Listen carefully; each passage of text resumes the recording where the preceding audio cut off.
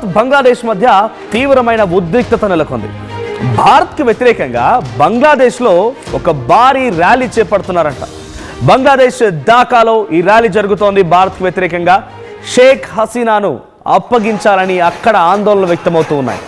ఢాకాలో భారత ఎంబసీ ఎదుట నిరసనలు వెలువెత్తుతున్నాయి. నిరసనలో వేలాది మంది బంగ్లాదేశ్ సంబంధించిన యువకులు పార్టిసిపేట్ చేస్తున్నారు. ఈ ఉద్రిక్తత నేపథ్యంలో భారత్ ఎంబసీని కూడా బంగ్లాదేశ్లో మూసివేయడం జరిగింది.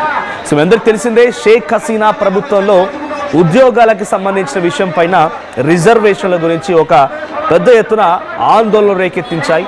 ఏకంగా బంగ్లాదేశ్లోని యువత మొత్తం కూడా షేక్ హసీనా నివాసాన్ని, షేక్ హసీనా కార్యాలయాన్ని, ఇంకా నేను లోతులోకి వెళ్ళాలనుకుంటే షేక్ హసీనా ఉండేటువంటి ఆ రూమ్ని, తను దాచుకునేటువంటి అల్మారాన్ని మొత్తాన్ని చిత్తుగా చేసేసి ఒక రకంగా అక్కడి నుంచి పరుగులు పెట్టించారు.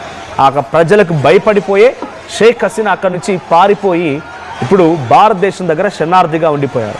సో షేక్ హసీనా బంగ్లాదేశ్ ప్రధానిగా అక్కడ పనిచేస్తున్న తరుణంలో ఈ రకమైన ఉద్రిక్తత నెలకొన్న సిచ్యువేషన్లో అక్కడ తనకున్నటువంటి విశ్వ అధికారాలను ఉపయోగించి తను అక్కడ ఆందోళనకారులపైన వారిని హతమార్చండి, చంపేయండి, వాళ్ళ పని పట్టండి అని చెప్పి ఆదేశాలు జారీ చేశారట. అయితే ఈ విషయంతో ఇటీవల కాలంలో కోర్టు కేసులు నమోదయ్యాయి. కేసులు విచారణ జరిగింది. ఆ తర్వాత ఫైనల్ జడ్జిమెంట్ కూడా వచ్చింది. ఏమని వచ్చింది?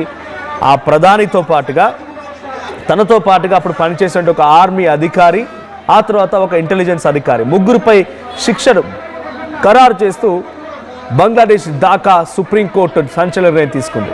సో ఢాకా కోర్టు తీసుకున్న నిర్ణయం ఏంటి? ఇక్కడ ఆ ఆర్మీ అధికారికి, షేక్ హసీనా ఇద్దరికీ కూడా మరణశిక్ష విధించింది. ఆ ఇంటెలిజెన్స్ అధికారికి మాత్రం తనకి ఒక 7 ఏళ్ల పాటుగా జైలు శిక్ష విధిస్తూ నిర్ణయం తీసుకుంది. సో ప్రస్తుతానికి షేక్ హసీనా భారత్ దగ్గర శరణార్థిగా ఉన్నారు. సో తనకి శిక్షను అమలు చేయాలి కాబట్టి తనని అక్కడికి పంపించండి అని చెప్పి పలుమార్లు భారత ప్రభుత్వాన్ని కూడా అక్కడి ప్రభుత్వాలు, లేకపోతే అక్కడ ఉన్నటువంటి ఆర్మీ అధికారులు, కోర్టులు కూడా ఆదేశించినట్టు తెలుస్తోంది. కానీ ప్రస్తుతం ఇంకా శరణార్థిగా ఉన్నటువంటి షేక్ హసీనా మాత్రం భారత ప్రభుత్వం దగ్గర సేఫ్గానే ఉన్నారు. సో తనని పంపించాలని పలుమార్లు రిక్వెస్ట్ చేసినప్పటికీ భారత్ నుంచి ఎటువంటి రెస్పాన్స్ లేదు. సో భారత ప్రభుత్వం కూడా అంత పెద్దగా రియాక్ట్ అవ్వలేదు. సో షేక్ హసీనా వ్యక్తిగత విషయం, తను వెళ్తుందా వెళ్దా, ఇక్కడ మాత్రం మనకు అతిథిగానే వచ్చారు, వాళ్ళ దేశంలో ఏం జరిగింది తెలీదు.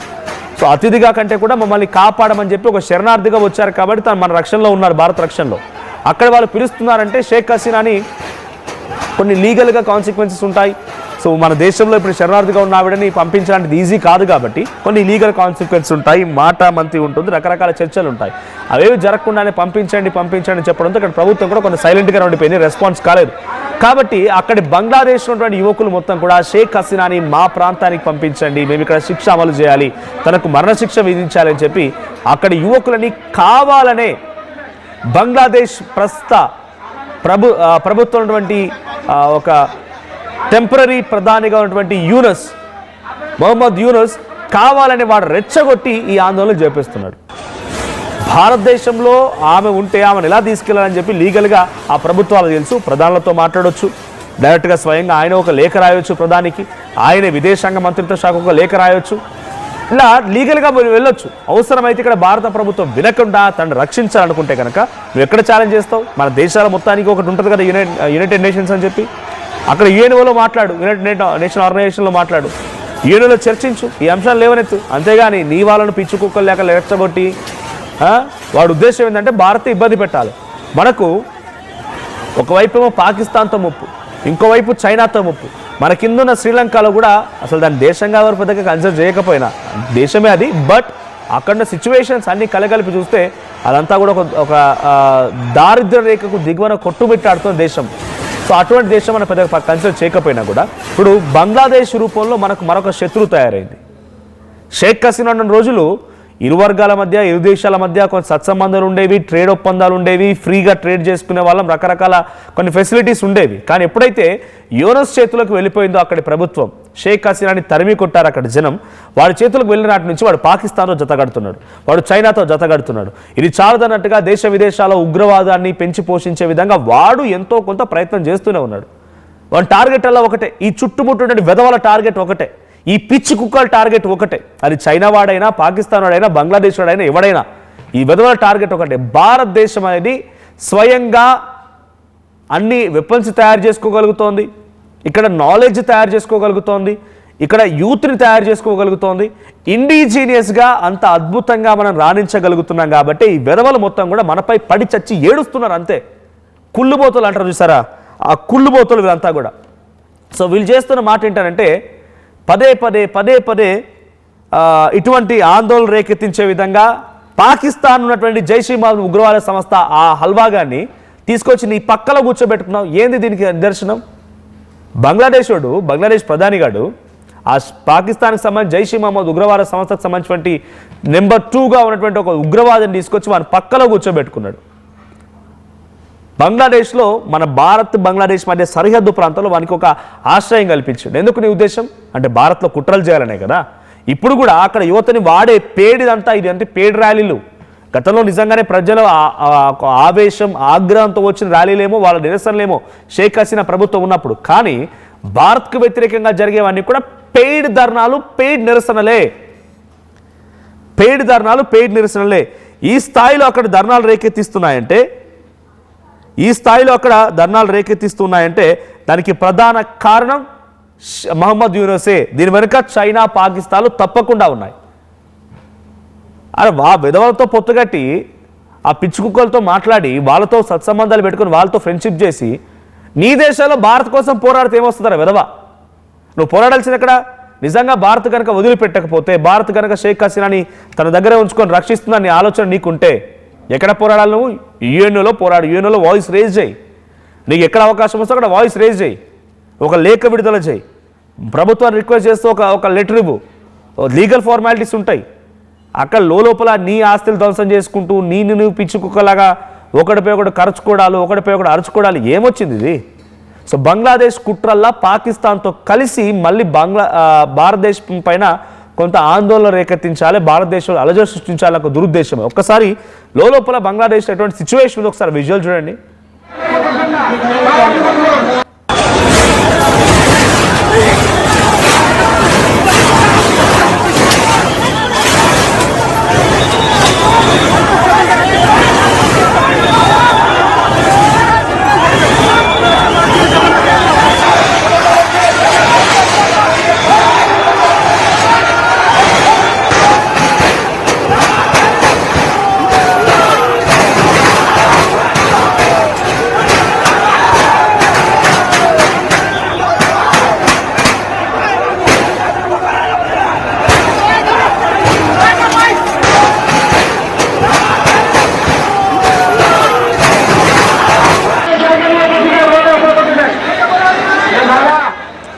సో ఇది సిచ్యువేషన్.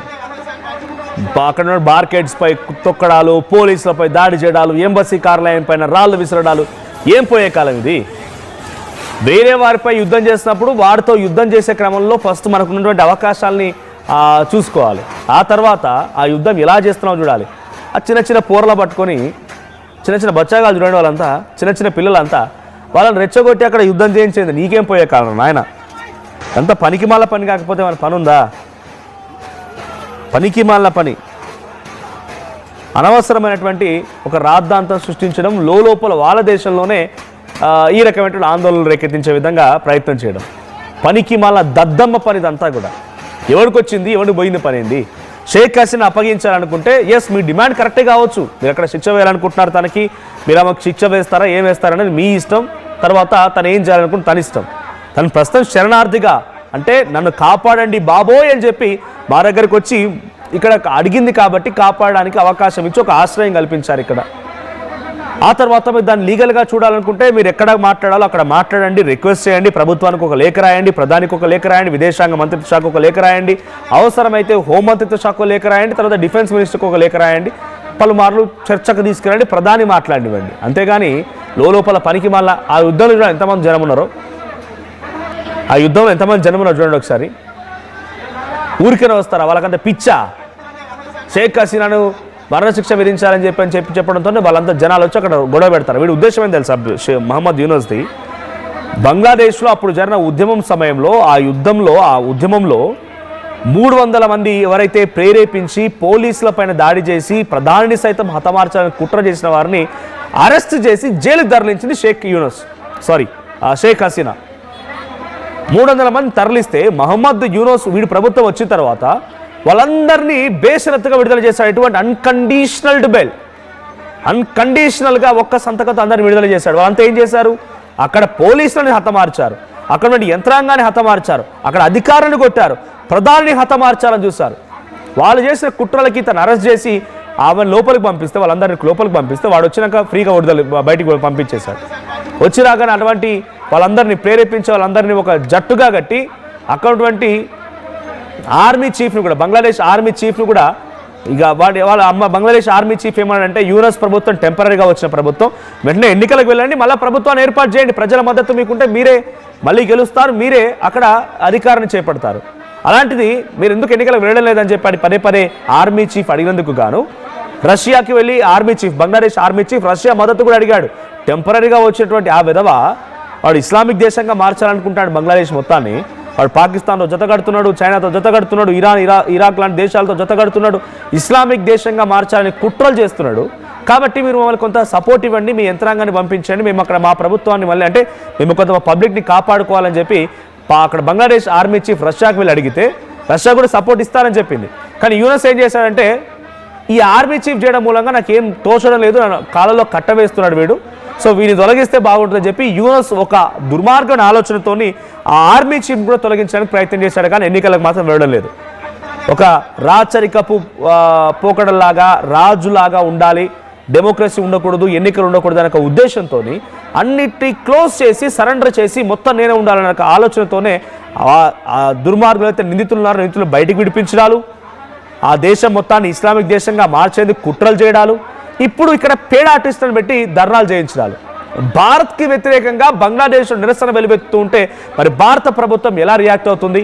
ఏకంగా మన భారత ఎంబసీని మూసేశారు, ఓకే, తాత్కాలికంగా భారత ఎంబసీని మూసేశారు, ఓకే. ఒకవైపు పాకిస్తాన్, ఒకవైపు చైనా, ఇంకోవైపు బంగ్లాదేశ్, ఇటువంటి శత్రుత్వ దేశాలని ఎదుర్కోవడానికి భారత్ ఏ రకంగా సంసిద్ధంగా ఉంది? భారత ప్రభుత్వం ఇప్పుడు షేక్ హసీనాని వదిలేసి బంగ్లాదేశ్లో ఆ నిరసనలకి ఆపేస్తుందా? భారతీయులకు ఎటువంటి ఇబ్బంది లేకుండా చూస్తుందా? లేదా భారత ప్రభుత్వం రియాక్షన్ ఎలా ఉంటుందో చూడాలి. సో షేక్ హసీనా విడుదల చేయమని చెప్పి బంగ్లాదేశ్లో మాత్రం భారత్కు వ్యతిరేకంగా నినాదాలు కొనసాగుతున్నాయి, ఆందోళనలు చేపడుతున్నారు. భారత ఎంబసీ కార్యాలయం పైన రాళ్లు రువ్వడంతో, అక్కడ ఆందోళన చేపడంతో భారత ఎంబసీ కార్యాలయాన్ని కూడా మూసివేశారు. ఒకసారి ఆ విజువల్ చూద్దాం, భారత ప్రభుత్వం రియాక్షన్ ఏంటో కూడా చూడాల్సిన అవసరం అయితే ఉంది.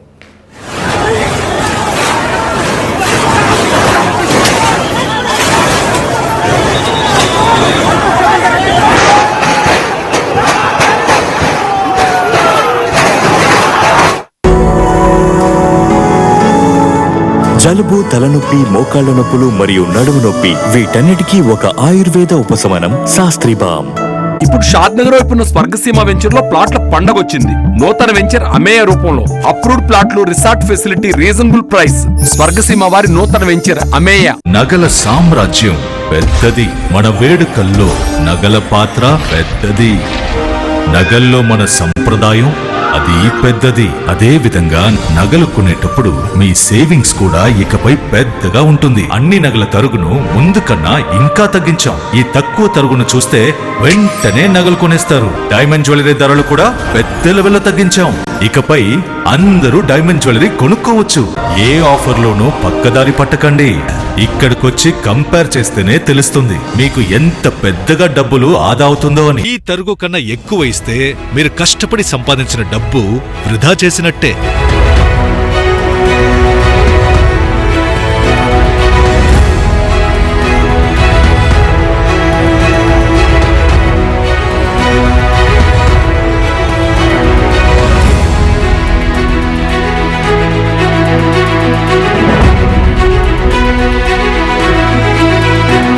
లలితాలో నగలు కొనండి, ఎక్కువ డబ్బులు ఆదా చేయండి.